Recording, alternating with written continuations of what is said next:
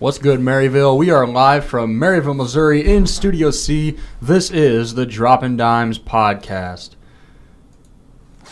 How we doing this week, Perry? I'm feeling good.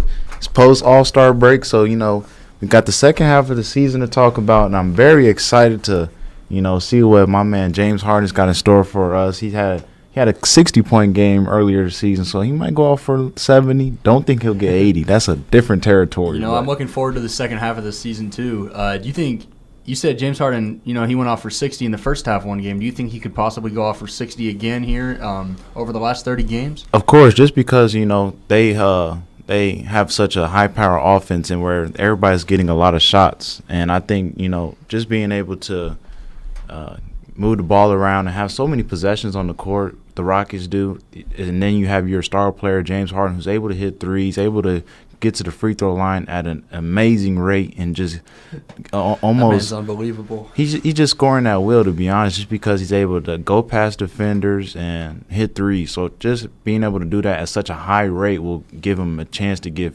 60 almost against anybody. And when you're playing with a guy like Chris Paul, who's a pretty ball-dominant guard, but he'll get you a lot of assists a game, that's a guy that can give you the rock in the place that you're the most comfortable in, and that he feels like gives you the best position to succeed in. And I think that's really elevated James Harden's game this season even more than it has been in the past. We've seen James Harden in the past be an amazing player, prime MVP candidate for the last, 3-4 years now. But now we can finally see him break out even more and be the MVP frontrunner over guys like LeBron, Kevin Durant, Russell Westbrook, people that have won the award in the past. And I think also the underestimation of Clint Capella. He's becoming such a great screen and roller that when he rolls, the defense are starting to have to adjust to him because there's so much attention on James Harden. So now that the big man and the guard that are defending the pick and roll, they're having to decide which one we're going to take away. And as a result, James Harden is just exposing them at will, whether he's going to throw a oop to Clint Capella, maybe even a kick out to someone like Gerald Green and now Joe Johnson. There's just so many options for the Rockets. And I think with there being so many options, James Harden's just on a playground just playing chess with everybody. You mentioned Clint Capella right there, and Clint Capella, he's putting up 15 and 9 this season, which most people might not think is super impressive, but coming from a guy that's watched Clint Capella grow in the NBA over the last couple of years, this is a guy that means a lot to the Houston Rockets offense. I throw out this stat all the time, and I'm not even sure what it is at this point, but it's something around this range. When James Harden, Clint Capella, and Chris Paul all play together, they're like 27-1 or 28-1, and that only loss they had was that game where DeMarcus Cousins got injured for the Pelicans, and him and Anthony Davis at that time were both rolling. Davis just came out a couple days ago, and he said, I feel like if we would have had DeMarcus Cousins right now, that we could be a threat to make it to the finals. We could be anyone in the league. Now, I don't personally believe that, but Davis sure did, and DeMarcus sure did, and I think that Pelicans locker room really did. So I can understand why the Rockets did lose that one game where all three of those players played together. But Clint Capella has a huge impact on the Rockets that most outsiders wouldn't be able to realize if they didn't watch the Rockets play. And I feel like, we have to credit some of his progress to Dwight Howard. I feel like Dwight Howard might have taught him some stuff whenever he was there. And then when Dwight Howard left a couple years ago, Clint Capella really came into his own and as like a pick and roller. And as a result, he's starting to find out that this is what I do well. He knows that he rolls well. He gets rebounds. He's averaging 11-point rebounds right now. He's averaging 14 points a game. Yeah, so even I was off there. He's even more rebounds than I thought, too. And so he's just a premier rebounder, not a premier bucket getter, but he's a premier rebounder for sure. And he also throws in 1.8 blocks per game. So just having that presence inside, whether it's offensively or defensively, really helps James Harden make his decisions off the pick and roll or just any situations where he's driving because Clint Capella is able to finish. He's shooting 65% from the field. Which is crazy, too. That's nearly 70%, and that's just almost insane. That's almost I'm not missing whenever I get the ball. That's like DeAndre Jordan. That's like Will Right. Chamberlain numbers right there. And with the contract that Clint Capella has, I'd almost rather take him at this point in his career over like DeAndre Jordan, because DeAndre Jordan's going to be signing for a lot of money this offseason. And as soon as the Rockets were able to dump that Ashiq contract off to the Pelicans, and he's now on the Bulls, but as soon as the Rockets were able to dump that contract and get a big man like Capella and develop his game over the last couple of years, they really got a steal with a guy like him. And you know what? I feel like he's going to continue to get better, especially playing alongside with James Harden. And being a young guy, too. Right. He's only, let me go back. He is only 23 years old. So he has such a huge upside for being 6'10", 240. Maybe he might need to eat a little bit more, run into someone like DeMarcus Cousins, because he gave him trouble during that game where they lost. Cut out those leafy greens and get some meat on his bones. I'm tired of this vegetarian stuff these NBA players are doing. You got to eat, man. You see LeBron's always on them diets and everything, but he's still a big dude. He gets to the weight room. I think Clint Capella could take a little. Clint Capella could sure beat me up in the paint, but I think he could take a lesson from some of those other guys and get a little more meat on his bones. Well, you mentioned Dwight Howard, right? And I listened to a podcast a couple days ago that Bill Simmons did with Daryl Morey, and Morey was raving over a guy like Clint Capella, and because of what Dwight Howard did for that organization and was able to teach Capella, because he was saying when people kind of underestimated Dwight Howard's performances when he was in Houston, but people forget that Houston made it to the Western Conference Finals with Dwight Howard on their team, and Dwight Howard had a really good playoffs that season. And it's so valuable to teach young guys to be that veteran presence in the locker room and teach young guys to try to develop their game as they move forward in their careers. And I think that's really what Dwight Howard did with Clint Capella. And, he was coming off a back injury, as we saw in Los Angeles, where he hurt my man Kobe Bryant's chances of getting 6 or 7. But and he's been the Dwight Bola virus ever since, right? I don't think any team he's ever been on since after Houston has really done anything. I think Dwight Howard just needs to play without expectations. That's when he really flourishes. As right now, he's on the Hornets and he's averaging 15 and 12, which is kind of almost of a resurgence year for him. The funniest thing about Howard is I was on NBA.com a couple weeks ago, and it said it was before the All-Star game, and all these players were getting hurt from the Eastern Conference, and the poll was like, who should make the All-Star team, and it was Kemba Walker, Ben Simmons, your usual suspects, and then the last person on the poll was Dwight Howard, and I said, hold up, Dwight Howard, an All-Star candidate? Hey, what is going on, NBA.com? It's been a long time, man. He said, did y'all forget David about Aldridge me? writing over here? Hey, Michael Jordan got some of that Space Jam juice. Secret stuff right there from Dwight. But, Dwight Howard, I feel like he was still trying to get back to his old self, and as a result, he was helping Clint Capella also get better in the meantime, and that's what really helped Clint Capella start to grow, and that's where it all started for Clint Capella, in my opinion, just because before that, I didn't know who the heck that was. Clint Capella, I saw on 2K, there's this black guy getting on the court. I'm like, who the heck is that? The heck? I don't even think they said it was his real name. They were like, Blackie's in the game now, something like that. And Clint Capella, like he's a dark dude, all right. He blends into those other dudes on the Houston Rockets when I'm playing 2K, right? And I'm like, who is this guy? Like I started shooting threes with him. You remember last year we'd be chilling out in our dorm room playing the Rockets. I shoot a three. I'm like, hold up. Who's Clint Capella? He can't make threes. I'm like, what's going on here? But I've really liked his game and what he's done for his career. Perry, besides the Houston Rockets, is there any other team that you're really looking forward to seeing this season, or over the rest of the season, or who could really make a big splash? I'm definitely looking for the Cavaliers to see how they react to adversity. I know that they just got 4 new players, and it seems like everybody's happy. And I feel like when you're winning, they're 2-0 with these 4 new players. So when everybody's happy, whenever you're winning, everybody's happy. That's what I'm trying to say. And I feel like they still need to face some adversity, and that's when you're really going to know if this team is for real or not. Well, this is the same Cavs team that won 18 of 19, went on a 15-game winning streak earlier in the season.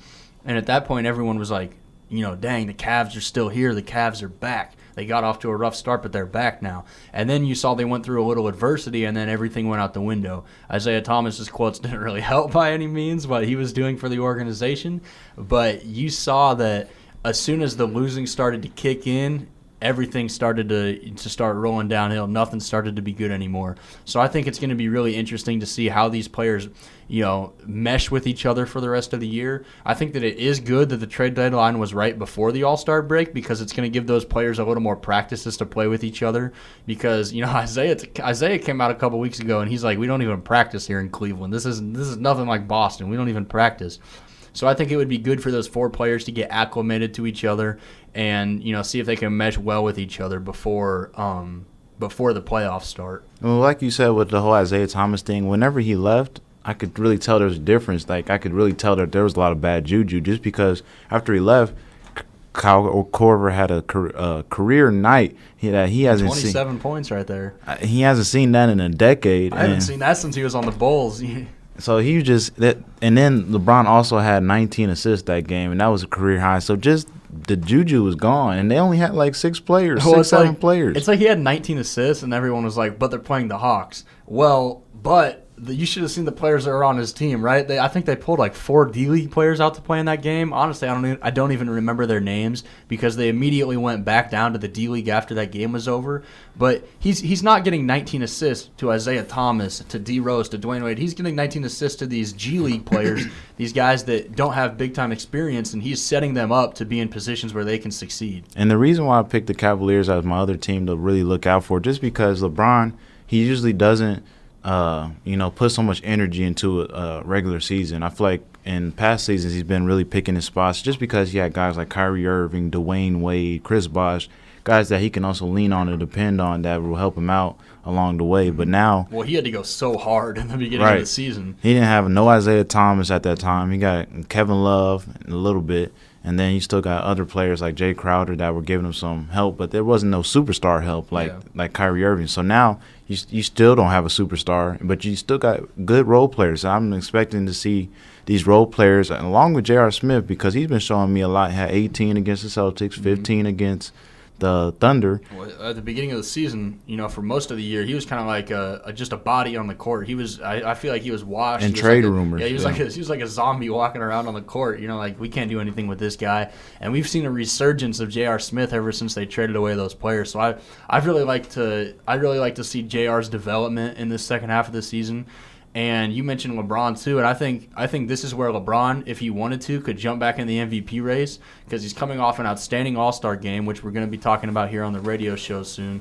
And I know if the Rockets start to struggle here in the second half a little bit and the Cavs keep rolling like we saw before the All-Star break, I think LeBron could re-enter his name into that conversation again. I think that if you're winning, and especially for LeBron James, you're always in the conversation. But to be leading the conversation, they're going to have to be winning. They're going to have to go on another win streak like they did earlier this season. But LeBron James is also going to have to, I feel like he might have to average a double-digit assist to really stand out because I feel like we take LeBron James for granted. This guy averages like 27, 8, and 8 every single season. That's almost insane. Yeah, I mean, if you just look at the numbers flat out, he should be winning the MVP every single season. And, I mean, we've been taking him for granted for, the last 6 years? He hasn't won an MVP in 4 or 5 years now at least. And we've just been taking him for granted ever since he left Miami, and what he's been doing has been sensational. And I feel like they got some key games to really that I'm really watching out for this second half of the season. You got 2 games against the Raptors. I'll be at one of them in Cleveland. I'll be traveling for that one, spring break. But you got those 2 games, and you got a game against the Bucks, and then I believe you have a game against. Let me look real quick. The Wizards. You got the Wizards twice, and of course tonight there will be the first matchup against the Wizards in the second half of the season, but they won't have John Wall, so I'm expecting John Wall to play in that second game. Mm-hmm. Well, really, their schedule coming off the All-Star break isn't too difficult. It leaves a lot of open space because, I mean, they were losing all those games, but they were playing pretty tough teams too because when they were winning all those games, when they won 17 of 18 or 18 of 19, whatever it was, they were playing some pretty easy teams. And then you saw they had a lot of national televised games in a row. They're playing the Spurs, they're playing the Raptors, they're playing the Celtics, they're playing big-time teams, they're playing the Warriors, they're playing the Rockets. They're playing big-time teams, and you saw they really struggled against those teams, except for after they got the trades in and they beat the Celtics. But they were struggling against those teams. So if they can have some easy teams, and it would just give more time for those players to mesh well with each other and for them to start learning Ty Lue's system, or should I say LeBron's system, a little better. And you better hope that knowing those Cavs players get the clipboard like the Warriors players did. Right. So, I don't know. I think January 11th they played the Raptors for the first time and they lost 99 to 133, which is insane. But I feel like that game wasn't close at all. Right from the tip off, it was a blowout straight in. And I feel like the second half of the season is always different. And I feel like this is really where we're going to see who's really contenders and who's not. Contenders and pretenders, like I like to say. And I feel like, the Cavs have always been contenders. I feel like the Raptors might be pretenders just because we'll never know. We'll never know who is really playing hard or who's going to lose their energy, going to lose their edge. But we always know that LeBron James is going to have his edge no matter what. Playoff LeBron, man. You That's want a to different watch animal. out. You want to watch out for LeBron in the playoffs. I talk about this all the time to Perry. My favorite game I've ever seen of LeBron was when he played the Celtics in Game 6, and he went off for 40-something, 15 rebounds, like 8 assists, whatever he had in that game. And ever since then, I've felt like LeBron has been the best player on the planet. I felt like there hasn't been a competition since I've seen that game. And from everything I've seen moving forward from that after LeBron, and you don't want to mess with LeBron in the playoffs, as we've seen the last 7 years. No one's been able to top him in the East. And, I feel like, we can get into that conversation about best player if you want to, but that's a different show. But, LeBron James, that's a bad man in the playoffs, like we've said. And, now that he's got these new role players, I feel like this might be a different LeBron we might see. I feel like we might see a little bit more of a little passive LeBron, but the competition in the East is getting a lot better. So you never know. I feel like right now they might see Indiana in the first round, and I feel like that might be kind of scary just because Oladipo is having a career year as well. Something I love about the East is anyone in the East, I feel like, could upset anyone in the first round. I think the Raptors would make it out of their first round matchup, whoever they play, because they're a pretty solid team and they've had that continuity and been together for a while. But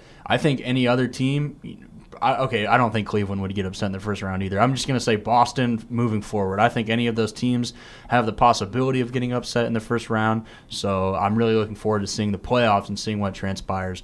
But this is going to be it for the Droppin' Dimes podcast this week. We're going to keep it short. We got the radio show coming up, so we're going to be posting this on YouTube later tonight, hopefully along with the radio show too. We'll see. And for Perry Randall, I'm Noah Cooper, and we're going to be out here on the Droppin' Dimes podcast.